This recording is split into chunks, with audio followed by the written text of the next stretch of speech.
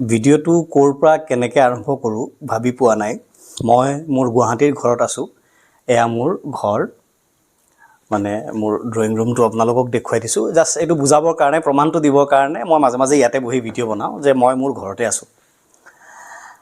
আৰু এয়া মোৰ সন্মুখত এখন কিতাপ, অলপ দেৰি আগত এই কিতাপখন আহি পাইছে। কিতাপখনৰ নাম finding life beyond the lost smile. কিতাপখন আমাজনত আহিছে। এয়া আমাজনৰ এই কাভাৰ মই জাষ্ট টেবুলৰ ওপৰত আছেই এতিয়ালৈকে, চেণ্টাৰ টেবুলত পৰি। এইখন আপোনালোকক দেখুওৱাৰ এটা বিশেষ কাৰণ আছে। কিতাপখন লিখিছে সঞ্জয় দেৱ নামৰ এগৰাকী ব্যক্তিয়ে। তেখেতৰ ঘৰ অসমৰে মাৰ্ঘেৰিটাত। কিতাপখন প্ৰকাশ কৰিছে এভিন্স পাব্লিকেশ্যন বুলি এটা সংস্থাই।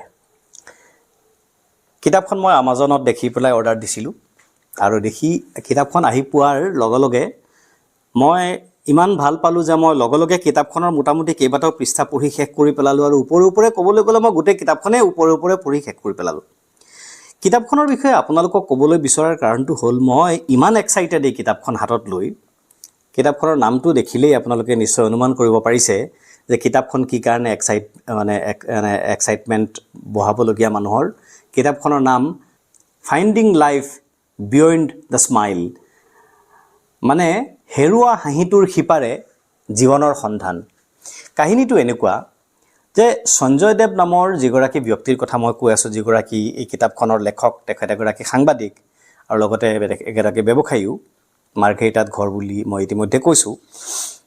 তেখেতে লিখিছে যে 2011 চনত তেখেতৰ এটা কেঞ্চাৰ বেমাৰ হৈছিল, আৰু বৰ দুৰাৰোগ্য কেঞ্চাৰ।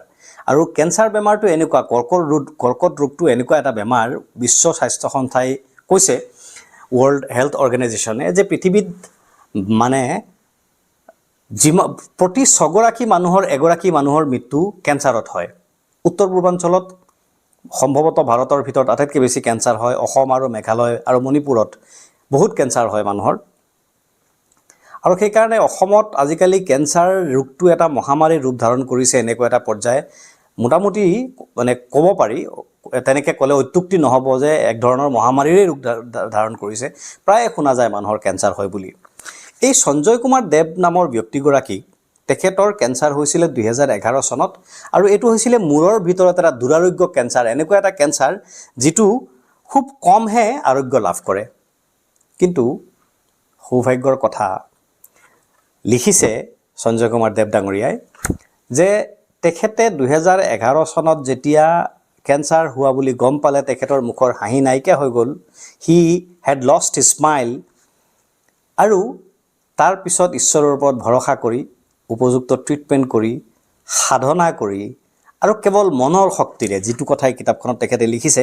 আৰু এই কাৰণেই মই কিতাপখন অনুৱাইছোঁ, আৰু এই কাৰণেই মই ভিডিঅ'টো বনাইছোঁ যে মনৰ শক্তি, তেখেতে কৈছে মনৰ শক্তি বৃদ্ধি কৰি, কেৱল মনৰ শক্তিৰ জৰিয়তে, দৰৱটো আছেই, মেডিচিনটো আছেই, উপযুক্ত চিকিৎসা। তেখেতে কৈছে যে ঈশ্বৰৰ কৃপা, মনৰ শক্তি, সাধনা আৰু দৰৱ, এই 4টা শক্তিৰে তেখেতে দুৰাৰোগ্য কেঞ্চাৰক পৰাজয় কৰি আজি আপোনালোকৰ সন্মুখত এটা খুব ধুনীয়া হাঁহিৰে, বৰ সুদৰ্শন ব্যক্তি, আপোনালোকে ফটোখন চাওক, তেখেতে আজি আপোনালোকৰ সন্মুখত এই কিতাপখন লিখি উপস্থিত হৈছে। মই ইমান এক্সাইটেড যে মই মাৰ্ঘেৰিটালৈকে যাম, তেখেতৰ এড্ৰেছটো মই বিচাৰি উলিয়াম, আৰু মই তেখেতৰ লগত কথা পাতি তেখেতৰ এই গোটেই কাহিনীটো শুনিম, আৰু আপোনালোককো শুনাম। আমাজনত আপোনালোকে কিতাপখন পাব, finding life beyond the lost smile.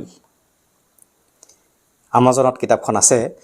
মই ভাবোঁ যে যিসকল মানুহৰ জীৱনৰ প্ৰতি, যিসকল মানুহৰ হেঁপাহ আছে, জীৱনৰ ওপৰত মানুহৰ অধ্যয়ন কৰিবলৈ ভাল পায়, জীৱনৰ ৰহস্যৰ বিষয়ে মানুহে জানিব বিচাৰে, যিসকল মানুহে, আৰু বিশেষকৈ মেডিকেল ফ্ৰেটাৰ্নিটি, যিসকলে কেঞ্চাৰ বা ইত্যাদি এনেকুৱা ধৰণৰ দুৰাৰোগ্যৰ ওপৰত ৰিচাৰ্চ কৰে, ইণ্টাৰেষ্ট আছে, ষ্টাডি কৰে, সকলোকে কৈছোঁ, বা জীৱনৰ মাদকতা বিচাৰি ফুৰা মানুহ, সকলোকে কৈছোঁ কিতাপখন আনক, আনি পেলাই পঢ়ক।